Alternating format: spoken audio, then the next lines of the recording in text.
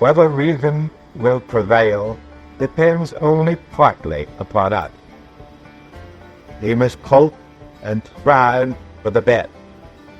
We must prepare for the worst. Well, there was always a temptation to view the war in Ukraine as a local or regional conflict. Obviously, when the war began in 2014, with the Russian invasion of Crimea and the proxy war Russia unleashed in Donbass, the European nations and the U.S. under President Obama pretended like it doesn't really concern them. President Obama at the time famously said that there is nothing the U.S. can do to prevent the Russian domination of Ukraine, and Germany and France were very eager, especially Germany, to do business with Russia to create the Nord Stream gas pipeline, Nord Stream 2, and pressured Ukraine at the time to accept the deal on Russian terms. I think things changed between then and 2022. But still, I think for a while there was this misunderstanding that this is still just about territory. This is just about, which parts of Russian-speaking Ukraine Russia will get. And then, with the solidifying of the axis between Russia and China, and especially Russia and North Korea, with the entrance of North Korean troops to the direct war on European soil for the first time ever, I think minds have changed, certainly in Europe. And at the same time, Russia is now completely outside the norms of behavior that even the Soviet Union followed. For example, issues like nuclear proliferation. Russia seems to be okay with the nuclear North Korea. It's actually very much okay. Has signed a formal mutual defense pact with it. And there are questions about Russian involvement in the Iranian nuclear program. Certainly, it's no longer as black and white that Russia opposes a nuclear Iran, which was the case in the past. And so, these are the misunderstandings. And I think if you are sitting in Europe now, especially in the European countries closer to the border, including Germany, I think the kind of the baseline of thinking in the defense ministries and governments and intelligence agencies is that the war in Ukraine is a war that, if not stopped there, will spread to the rest of Europe sooner or later, that Putin has all the intentions in the world to test the cohesion of NATO, the cohesion of the European Union. And, if you talk to German planners, the German military has very clearly said that they see 2029 as the year when Russia will be strong enough to invade Western Europe. And they're working the entire military planning to that deadline. That's in terms of staffing, in terms of equipment, in terms of investments. So that's a real line on their calendars. I don't know. I don't know if the West even is an analytical concept that is valid anymore, considering so much transatlantic tension and, frankly, tension between the U.S. and Japan and South Korea as well, and tensions within Europe. I think what is happening is that certainly, if you look at the objective facts, the Ukraine today is the shield of the rest of Europe. It is Ukraine that is providing security to Europe, not the other way around. Ukraine has an army of more than 1 million men and women, which is more than the combined armed forces of France, Germany, United Kingdom, and Italy, and a few other countries. And certainly one of the only two militaries in the world today that does have the experience of near-peer modern warfare. It's the Russian and the Ukrainian militaries. The U.S. military has not fought in this sort of conditions since World War II, when they didn't have total domination of the battle space.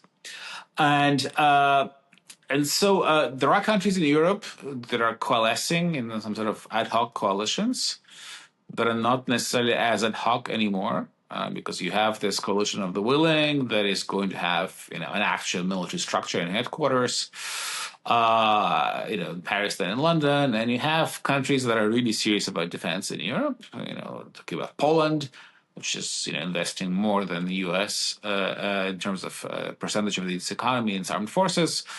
You have the other Nordic countries. The Nordic countries doing that. The Baltic states obviously are quite small, so that's not going to tip the balance. And you have Germany. Germany under Chancellor Merz changed the constitution to remove the debt limits, and is really plowing ahead with massive defense spending. And then, obviously, you also have France and the UK, the two nuclear powers in Europe that are moving, pretty rapidly, considering, the usual speed of movement in the nuclear sphere, towards coordinating their nuclear forces. And, in this latest declaration, just a few weeks ago, they basically came pretty close to saying that they will also provide a nuclear umbrella to the rest of Europe as a backstop, should the U.S. not be delivering on its pledges. So creating another level of deterrence when it comes to potential aggressors in Moscow.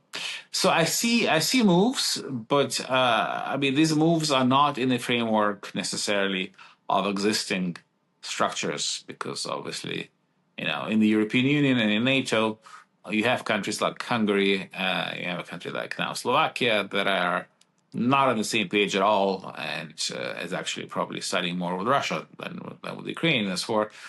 And in NATO, obviously, you have Turkey that is, taking it's a major member, but it's taking a very ambiguous position. It did not join the sanctions against Russia, and it still serves as a major conduit for all sorts of illicit trade, including components for the Russian defense industries. I think the West, parts of the West, especially in Europe, are certainly much further ahead in this than they were in the beginning.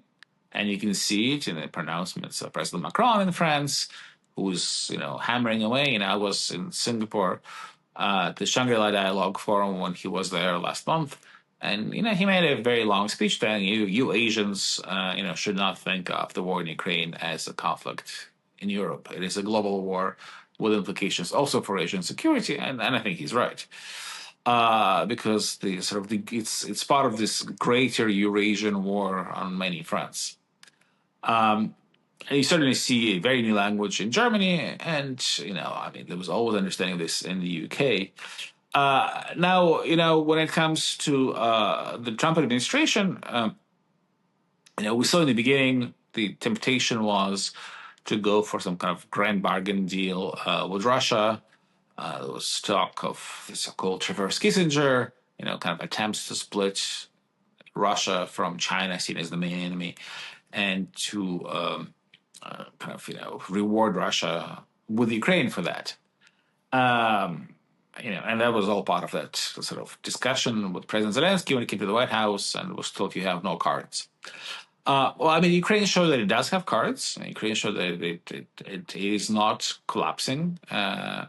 And it's certainly that incident showed that the Europeans are not going to follow in that policy. So the result of that attempt at the reverse Kissinger was a split in the West, not a split between Russia and China. And I think that's one of the reasons why President Trump is, backpedaling on this. We saw President Trump at the Hague NATO summit last month, reaffirming U.S. commitment to Article 5, reassuring European leaders about American commitment to defend Europe, and very importantly, having what he said his best meeting ever, with President Zelensky, and overruling, the Department of Defense essentially, and ordering the resumption of arms to Ukraine, including the badly needed Patriot missile defense systems. So I think this initial hope for a big deal with Russia, a grand deal with Russia, has evaporated for now. We're not seeing Steve Witkoff, the president's special envoy, making his frequent pilgrimage to the Kremlin and meetings with Putin. But we'll see. We'll see what will be the next step. Well, the restrainers, there was restraint since this war began. Obviously, there were restrainers inside the Biden administration as well. And I think, the main argument always was nukes, nukes, nukes. The main argument was, if you provoke Russia, Putin may, do the unthinkable. And Russia played on these fears very astutely. There were always targeted leaks, especially in a sort of around September, October 2022, when the Ukrainian army was breaking through Russian defenses on the offensive, and Russian threats of nuclear retaliation really throttled Western support for the offensive, which really was the last chance that Ukraine had of regaining lost territories and reversing the trajectory of the war. And you've seen it in every step of the way. So I think the Russian nuclear threats are somewhat more hollow now, considering that, if you remember, that this time last year, Ukraine successfully invaded the Russian region of Kursk, sovereign Russian territory, and held it for half a year. And suddenly there was, no nuclear response, despite, previous threats to go nuclear over much more minor, let's say, violations of Russian nuclear doctrine. And so, but other than that, I think the other argument of the restrainers, and one can argue with this, but it certainly has some valid points, is just the issue of priorities and the issue of magazine depth. I mean, basically, they say that the U.S. doesn't have enough weapons, doesn't have enough of these various types of munitions because while Russia and the U.S. and the West have been, emptying out their armories, China has been quietly and steadily and rapidly building up its military potential, and is getting ready for a big war in Asia. And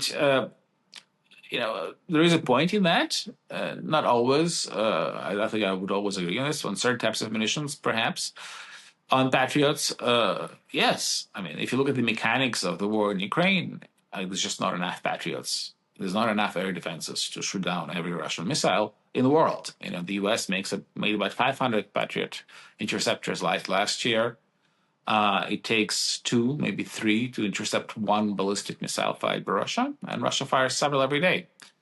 And so that's why the argument in Ukraine now, and among some of its supporters in Europe especially, is that you have to escalate and not de-escalate. So the only way to stop this is you have to hit hard inside Russia. You have to hit the Russian defense industries so they cannot make these missiles. You have to hit Russian strategic installations.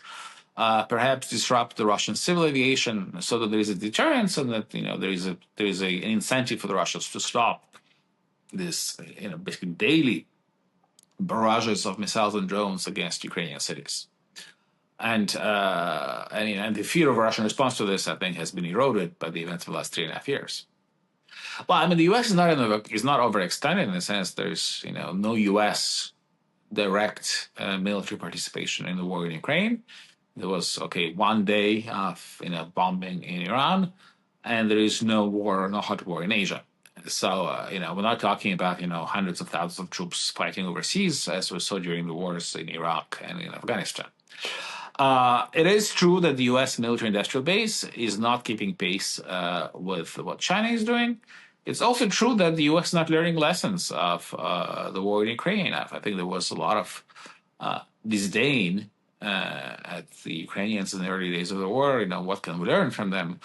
But in fact, drone warfare has developed in Ukraine. It has revolutionized warfare, and we saw this during the failed Ukrainian counteroffensive in 2023, where Ukrainians trained by the U.S. and by NATO tried to implement, within the measures of their possibilities, the combined warfare.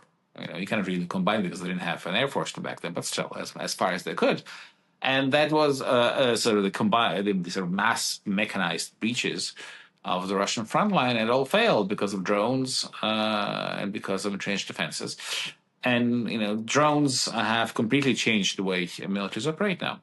And, so going back to your question about is the U.S. overextended? I mean, the big fear in the U.S. military is that if it has to fight a war one day in the next several years, China will make sure that it's an all-front war. That, in addition to a war in Taiwan Strait, there will be a war in the Korean Peninsula and in the Middle East and in Europe. And that's a nightmare scenario. And that's why the counter-argument is that, by showing a decisive victory or at least a decisive deterrence of Russia in the war in Ukraine, you can prevent that war. You can show that, it's not worth starting, and it shows strength. And obviously, if the U.S. and allies allow Ukraine to collapse, it's clear that the conclusion drawn by others, especially China, will be that the U.S. is not serious about deterring its enemies in the U.S. Looking at the record, has lost every war it was involved in the last few generations, and it'll probably make the chances and make the odds of a big war in Asia much higher.